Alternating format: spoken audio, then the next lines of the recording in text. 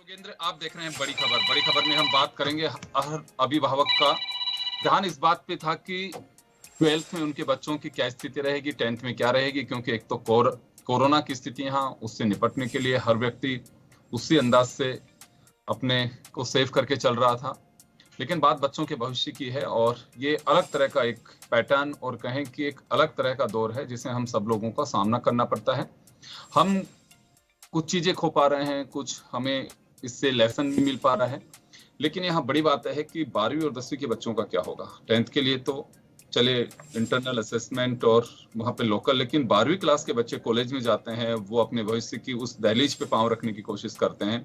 किसी को किस फील्ड में जाना है, किसी को किस फील्ड में जाना है, तो उनके सामने एक बड़ी चुनौती है। लेकिन केंद्र सरकार ने, सीबीएसई ने जो पैटर्न यानी कि फॉर्मूला जो दिया है सुप्रीम कोर्ट में, हम उस पर चर्चा करेंगे। 10वीं, 11वीं और 12वीं क्लास के नंबर, 10वीं के 5 में से 3 जो टॉप सब्जेक्ट होंगे जिसमें अच्छे, उनमें उनके नंबर मिल पाएंगे। उसके अलावा 11th में वही पोजीशन है और 12th में 40% आपके इंटरनल जो असेसमेंट के आधार पे प्लस जो एग्जाम हुए हैं उसके आधार पर आपको 40% नंबर मिलेंगे। यहाँ सवाल ये होता है कि हमारी जैसे कुछ पेरेंट्स से बात हुई है, बच्चों से बात हुई, उनका साफ कहना है कि पहले का तो मुझे पता नहीं, लेकिन 12th को लेकर के मैं बहुत गंभीर था और मैंने 12th में पढ़ाई की है। पहले बहुत ज्यादा नहीं देखा कि चलो कोई बात नहीं, इनके मार्क्स से ज्यादा कुछ बात नहीं है, 12th में मुझे अच्छे से ध्यान रखना है।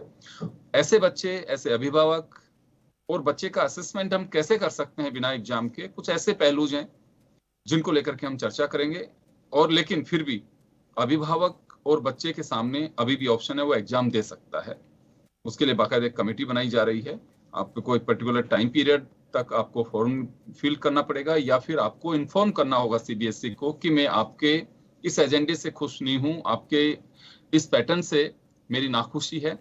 तो कुछ ऐसी चीजें हैं जिनको लेकर हम चर्चा करेंगे। तो चले, हमारे सिंबॉलिक रूप से हमारे साथ अभिभावक भी जुड़ रहे हैं, एक शिक्षक और काउंसलर भी हमारे साथ जुड़ रही हैं और एक स्टूडेंट भी हमारे साथ में। जयपुर से हमारे साथ नमन शर्मा जुड़ रहे हैं जो एक स्टूडेंट हैं। हमारे साथ काउंसलर और एक टीचर अर्चना व्यास जुड़ रही हैं और एक अभिभावक हमारे साथ सुनील यादव जुड़ रहे हैं। सभी का स्वागत है।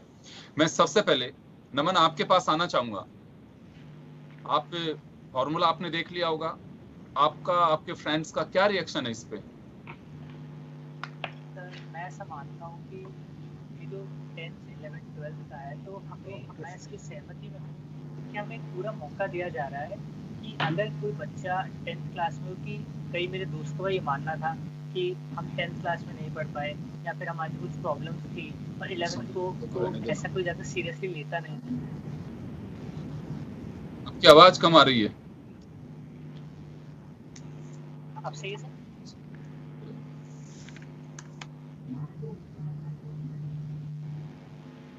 जी बोले, कंटिन्यू करिए नमन। यस सर, हमारे सर दोस्तों से जैसे हमारी बात हुई तो सर कई बच्चों का मानना था कि हम 10th क्लास में पूरी तरह से नहीं पढ़ पाए थे या हमें कुछ प्रॉब्लम्स थी। पर मैं इस बात की सहमति में हूँ कि 10th में भी हमें बेस्ट 3 ऑप्शंस, बेस्ट 3 जो हमारे सब्जेक्ट्स थे जिसमें हम बेस्ट थे, तो उसको हमें मौका दिया जा रहा है कि उसको कंसीडर किया जाएगा। और 11th क्लास में मानता हूँ कि सब बच्चे सीरियस नहीं होते। मेरी भी बहुत कम परसेंटेज थी, मैं भी थोड़ा सोचा था कि 11th क्लास में 11th का रिजल्ट आ रहा है, लेकिन नमन, आपने 12th के बाद की कोई तैयारी की थी कि मुझे अब आईआईटी में जाना है, या जो शायद साइंस मैथ है आपके पास में, तो जो स्टेप लेना चाह रहे थे उसको लेके परिवार में भी चर्चा हुई होगी इस फार्मूले के बाद में, तो क्या सोचना है अभी? सर मेरा ये मानना है कि हर एग्जाम जो बीटेक के लिए, as I have to go into BTech, so हमारे को एक अलग से एग्जाम देने का मौका दिया जाता है, that is called JEE, joint entrance examination. Right. So 12th class के एज अ, मतलब अभी इस साल भी उन्होंने आईआईटी में 75% पहले था कि आपको मिनिमम 75% 12th में चाहिए, लेकिन इस साल कोरोना की महामारी के कारण हमें मौका दिया कि आपकी 12th को हम ना कंसिडर करते हुए आपका अलग से एग्जाम करवाएंगे, जो कि मेरा चलिए मैं मानना है कि वापस सही लौटूंगा, तरीका वापस आ है। रहा हूँ, वापस लौटूंगा ना मैं आपके पास में। तो यहाँ एक लेसन तो हमें ये मिल रहा है कि जिंदगी में कल कभी नहीं होता है। आप वर्तमान में जिए और वर्तमान को ही अपने को बेहतर बनाने की कोशिश करें। आज जिन लोगों को मलाल होगा कि 11वीं में काश मैं अच्छे से पढ़ पाता तो आज मेरी सीरीज अच्छे से बन पाती, जो 30-30-40 का रेशो बन रहा है उसमें। लेकिन हम लापरवाही करते हैं, लेकिन वो 11वीं के दिन वापस नहीं लौट सकते कि हम एक चांस लेके देखें कि चलिए कोरोना है, अब 11वीं के लिए हम एक चांस दीजिए, उसका एग्जाम वापस, वो सब चीजें नहीं हो सकती। तो मैं यहाँ गुजारिश करना चाहूंगा सभी अभिभावकों से भी और बच्चों से भी कि जिंदगी में बहुत सारे सफर किस तरह से किस मोड़ पे लेके आए हैं, वर्तमान को बहुत अच्छे से जिए। और कल कभी किसी ने नहीं देखा है, कल क्या होगा किसी को पता नहीं है, लेकिन वर्तमान में क्या चल रहा है उसका हमें पता है। अगर हम कहीं लापरवाही कर रहे हैं तो उससे दूर रहिए, क्योंकि कोविड काल है, पता नहीं कब तक चलेगा, क्या क्या स्थितियां बनेगी, इसी के साथ हमें चलना है। तो चलिए मैं अभी चर्चा में आगे बढ़ूंगा और हमारे साथ डॉक्टर सारिका भी गुड़गांव से जुड़ गई हैं, ये अभिभावक के रूप में हमारे साथ में हैं। मैं अर्चना जी के पास में जाना चाहूंगा। मैम आपसे हमारी उस दिन भी मुलाकात हुई थी जब आपने बताया था कि ये बहुत सारे इश्यूज आएंगे और पैटर्न आने दीजिए, उसके बाद हम चर्चा करेंगे। बच्चों की फीलिंग्स आपसे कई बच्चों ने शेयर भी किया होगा, क्या मानना है बच्चों का, अभिभावकों का भी? देखिए 10th वाली जो बात है कि 10th के मार्क्स हम ले लें, वहां तक तो बात समझ में आ रही है मुझे, एंड आई एडमिट कि ऐसा होना चाहिए। चलिए, मगर जहां हम 11th की बात करते हैं, मैं फिर वही बात कहूंगी, 10th से जब बच्चा 11th में आता है तो वो 2 सीढ़ी चढ़ता है, पिछली बार भी यही बात बोली थी। और 11th के अंदर अचानक से बच्चे में कुछ फिजिकल चेंजेस भी आते हैं, कुछ इमोशनल चेंजेस आते हैं, कुछ साइकोलॉजिकल चेंजेस आते हैं, उसके दोस्त बदल जाते हैं, उसका वातावरण बदल जाता है, उस कारण वो पढ़ता नहीं है। और आप देखिए 11th को जो जोड़ा गया है उससे बच्चों के maximum, I am not saying this just because I have to say it, I have experience for 30 long years कि बच्चे 11th में इतने कम नंबर लाते हैं कि मतलब कई दफा तो हम लोग ताज्जुब में आ जाते हैं कि इतना इंटेलिजेंट बच्चा, और 40% नंबर आ रहे हैं, 20%, कई दफा तो ऐसा होता है रीटेस्ट में जाते हैं वो बच्चे जिनके 10th में 90% आए होते हैं। इसलिए मेरा ये मानना है कि 11th को अगर हम हटा दें और हम 50-50 का फॉर्मूला अपनाएं, 10th और 12th के प्री बोर्ड्स, तो वो बेटर है जी। वो हाँ, मैं अभी वापस लौटूंगा। डॉक्टर सारिका हमारे साथ गुरुग्राम से जुड़ी हुई हैं। मैम आप क्या मानती हैं एक अभिभावक के रूप में, ये जो फॉर्मूला आया सामने, क्योंकि किसी पे कहीं पे तो एक हमें कंप्रोमाइज करना होगा, क्योंकि हर व्यक्ति संतुष्ट नहीं हो सकता। अगर ये फॉर्मूला नहीं लेके आए, जैसे मैम कह रही हैं कि 50-50 होना चाहिए था, तो आपका क्या मानना है इस पे? एज एन पेरेंट मैं समझ सकती हूँ कि गवर्नमेंट को भी बहुत ही ज्यादा डिफिकल्ट सिचुएशन है, ये अनप्रेसिडेंटेड है, कभी किसी ने सोचा नहीं था कि बोर्ड एग्जाम ही नहीं होंगे। उन्होंने 10th के बोर्ड खारिज कर दिए, अब प्रेशर में आके 12th के भी खारिज करने पड़े। कोई तो स्टैंडर्ड सेट करना ही पड़ेगा जिससे आप बच्चे को असेस कर सके, क्योंकि 12th की एग्जाम जो है, 10th के एग्जाम्स की मार्क्स की इतनी मान्यता शायद ना होती, लेकिन 12th के एग्जाम्स के तो बल पे आपको सारी चीजें करनी है, आपको कॉलेज में भी एडमिशन चाहिए। तो मुझे लगता है 10th, 11th और 12th के जो मार्क्स ले रहे हैं ये अच्छा है, क्योंकि 11th जो पिछला साल गया है वो तो ऑनलाइन एग्जाम हुए हैं, तो आपको पता नहीं बच्चे ने पढ़ाई की है नहीं की है, चीटिंग की है नहीं की है, कोई गारंटी नहीं कर सकता। लेकिन 10th जो था 2 साल पहले था, जब खुले बोर्ड एग्जाम हुए थे इस 12th स्टैंडर्ड बच्चों के। तो 10th, 11th, 12th से अगर करते हैं तो मैं उम्मीद कर रही हूँ कि एक बैलेंस व्यू आएगा और एक लॉन्ग टर्म बच्चे की जो कंसिस्टेंट परफॉर्मेंस रही है उनको कुछ बेनिफिट मिलेगा। वरना क्या होगा, जो बच्चे अभी लास्ट ईयर लॉकडाउन में 11th में जैसे एग्जाम हुए, ऑनलाइन हुए, वो किस तरह उन्होंने किया, नोबडी कैन गारंटी कि वो फेयर प्रैक्टिसेस हुई, अनफेयर प्रैक्टिसेस हुई। कई बच्चे जो है अच्छे से करते हैं, कई बच्चे कैमरा बंद करके क्या करते हैं वो नोबडी नोज। तो हो सकता है कि जो 10th में बच्चा 50% लाया, 11th में सडनली उसके 90% आ रहे हैं क्योंकि वो बुक खोल के कर रहा है। तो जो बच्चे लगातार पढ़ते आए हैं उनके खिलाफ ये इट इज अनफेयर। सो अगर 10th 11th 12th के लेते हैं तो मुझे लगता है कि कहीं पे उसको एक बैलेंस बन जाएगा।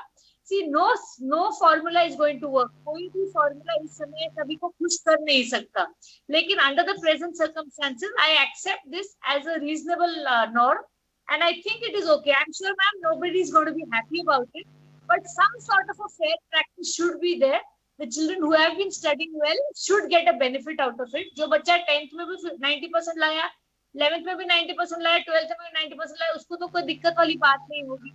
तो मुझे लगता है कि कहीं ना कहीं ये बैलेंस करेगा, तो मैं इसका वेलकम करती हूँ। जी मैडम, व्यास के पास जाना चाहूंगा। देखिए, दो चीजें हैं मैम आपको, क्योंकि हर व्यक्ति इस समय पेंडेमिक में एक तो बहुत पैनिक है, वो अपने भविष्य को लेकर के, खुद के भविष्य को लेकर के, बच्चे के भविष्य को लेकर, अपने बिजनेस को लेकर के, वर्तमान स्थितियों को लेकर के, थर्ड लहर जिसकी संभावनाएं हो सकती हैं, लगातार ये स्थितियां भी सामने आ रही हैं। हर व्यक्ति चिंतित है, क्योंकि गवर्नमेंट भी ये चाहती है कि लोग पैनिक कम से कम हो, एटलीस्ट मार्क्स के आधार पे। यही शायद कोशिश की गई है कि 5 सब्जेक्ट में से आपके टॉप 3 जो बेस्ट हैं आपके, उसके मार्क्स लिए जाएं। तो लगता है मैम व्यास आपको कि यहाँ पे पैनिक होने के लिए भी सरकार, जो पैनिक लोग हो रहे हैं उनका भी ख्याल रखा गया है कि ताकि लोग कम से कम पैनिक हों और इस जो समय है उसको ठीक से फेस कर सकें। जी, आप सुन पा रही हैं मुझे? हाँ, मैं सुन पा रही हूँ आपको जी। पहली चीज तो मैं ये फिर वापस से कहूंगी कि अगर 11th में मान लीजिए एक पढ़ने वाले बच्चे के अपनी मेहनत से 90% आए और एक वो बच्चा जो पढ़ना नहीं चाहता है, जिसको ज्ञान का कोई महत्व नहीं है या मस्ती करी है, और उसको भी 90% आए हैं, समझ रहे हैं आप इस बात को? तो जो इंटेलिजेंट, बिल्कुल मैं आपकी बात से सहमत हूँ। थोड़ी कनेक्टिविटी प्रॉब्लम आ रही है आपके यहाँ से। मैं बिल्कुल मानता हूँ इस बात को कि अगर इंटरनल असेसमेंट की बात की जा रही है 12th, क्योंकि घर से बच्चों ने एग्जाम दिया, आप ये भी कहेंगे, लेकिन कहीं तो जैसे डॉक्टर सारिका कह रही हैं कि हमें कहीं तो कंप्रोमाइज करना ही होगा।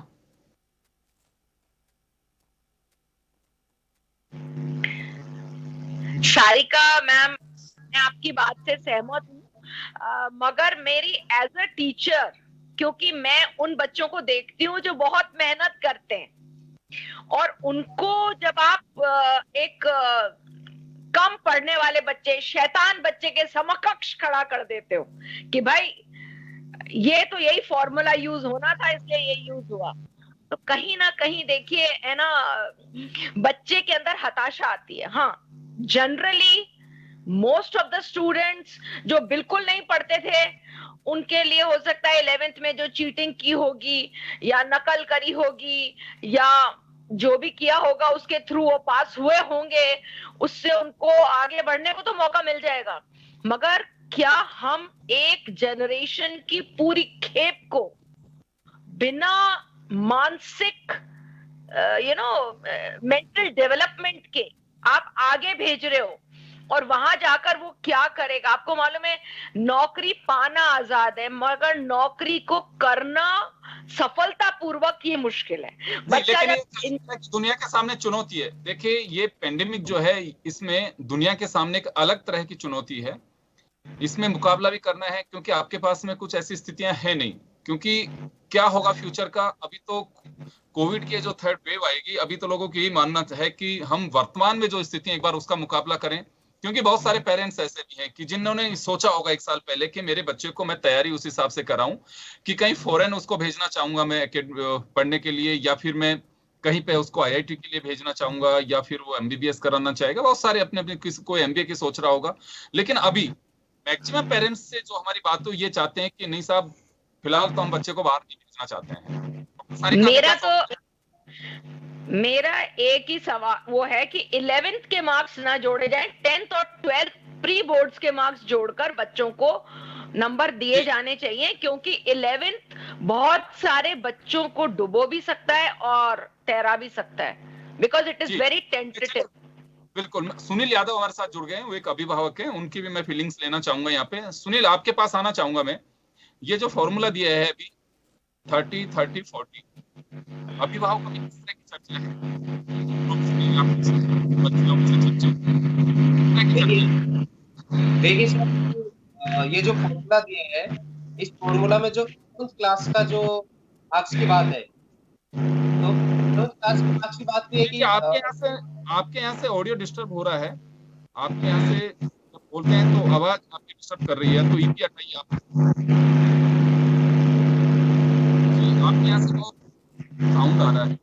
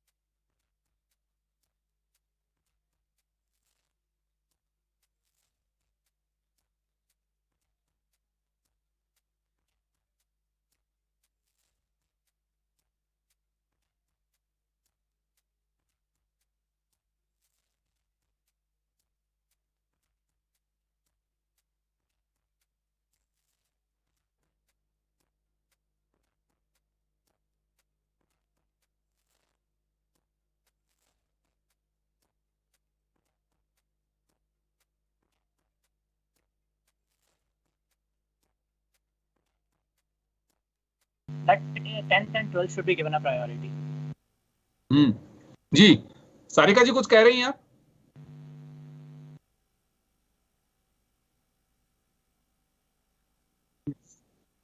अनम्यूट करिए आप, म्यूट किया हुआ आपके यहाँ से। सिस्टम किसी से पीछे से म्यूट किया गया था। देखिए, like I said, pandemic is an unprecedented time. हमारी लाइफ टाइम में 100 साल में किसी ने ऐसा सोचा नहीं था। और पिछले साल जब एग्जाम हो रहे थे, नहीं होने थे, बहुत ज्यादा कंफ्यूजन था। मैं ये नहीं मान रही हूँ that there's going to be a perfect system which the students will be happy, where the teachers will be happy, where the schools will be happy, and more importantly the colleges will be happy. जैसे ma'am ने कहा ना, ये बच्चे बिना exam के जो 10th और 12th की एग्जाम है, वो एक तरह से इट इज लाइक अ सीव जो छन जाता है और आपके लेवल्स पता चल जाता है कि हाँ ये 90%, ये 80%, ये 70%, वो वाला जो है अभी मिसिंग हो गया। पर देखिए, आपको समझना पड़ेगा that this is an unprecedented time for the entire world. इस समय हम सब जिंदा रहने के ही फोकस में हैं।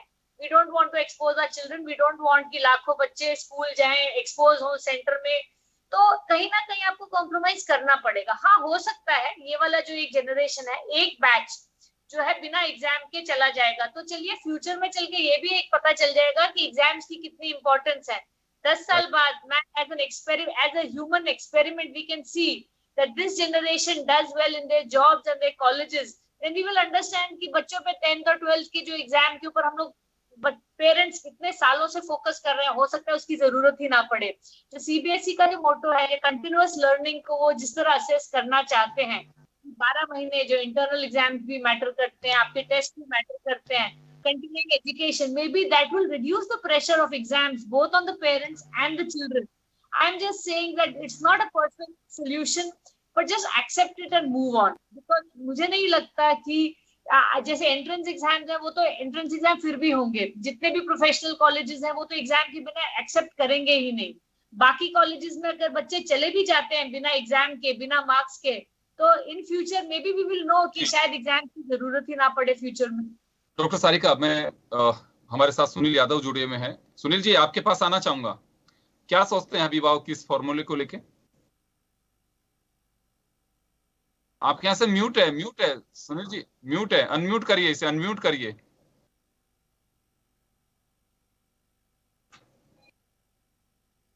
जी सुनील जी, आपके पार्ट पे हमें वॉइस नहीं मिल पा रही है, कोई टेक्निकल खराबी के कारण आप तक हम नहीं पहुंच पा रहे हैं, आपकी आवाज हम तक नहीं पहुंच पा रही है, मैं सॉरी। और लेकिन बस यही कहा जा सकता है कि कुछ चीजें हमें सिखाती हैं। पेंडेमिक जो है उसके में भी हम हर दिन जो है हमारे लिए बहुत ही महत्वपूर्ण मानना चाहिए। जैसे 11th को लेकर के हर जगह यही है कि बच्चे खुद भी मानते हैं कि 11th को हमने बहुत कैजुअली लिया, लेकिन नहीं, कब क्या परिस्थितियां बने, वर्तमान को हमें उसी तरह से सीखना चाहिए। लापरवाही को कोई स्थान नहीं है, और वर्तमान जो आपका है उसको उसी तरह से खूबसूरती के साथ जिए, चाहे वो स्टूडेंट हो, चाहे टीचर्स हो, चाहे अभिभावक हो, क्योंकि हमें एक सीख भी दे रहा है ये जो दौर है महामारी का, इस हमें सीखना भी चाहिए, एक सबक है इसमें। और मैं यही कहना चाहूंगा कि हमारे जो अभिभावक भी हमारे साथ जुड़े, एक्सपर्ट भी जुड़े, स्टूडेंट्स भी जुड़े, घबराने की कोई आवश्यकता नहीं है, हम रहेंगे, जान है तो जहान है। अगर आज बिना एग्जाम के बच्चों को पास किया जा रहा है तो निश्चित रूप से सॉल्यूशन भी उसी तरह से होंगे। आविष्कार आवश्यकता की जननी है, और आवश्यकता आविष्कार की जननी है, तो उसी तरह से आप मान करके चलिए कि हमें आगे कुछ ना कुछ मिलेगा। जैसे आज डॉक्टर सारिका कह रहे हैं कि एंट्रेंस एग्जाम तो आपके हैं, अगर आपने तैयारी की है तो आप उसी तरह से जाएंगे, आपके जो सामने जो सहपाठी आपके होंगे वो भी उसी तरह से तैयारी करके आएंगे, तो घबराने की कोई आवश्यकता नहीं है। ये पेंडेमिक है, इसमें आपको एक्स्ट्रा बर्डन लेने की कोई आवश्यकता नहीं है। आप वर्तमान में जो परिस्थितियां हैं उससे हमें मुकाबला करना है और उसी तरह से आगे बढ़ना है। आप सबको शुभकामनाएं, अपने रिजल्ट का जो वेट कर रहे हैं उनको। और बड़ी खबर में इतना ही, बस आप सबका धन्यवाद, दीजिए मुझे भी इजाजत, नमस्कार।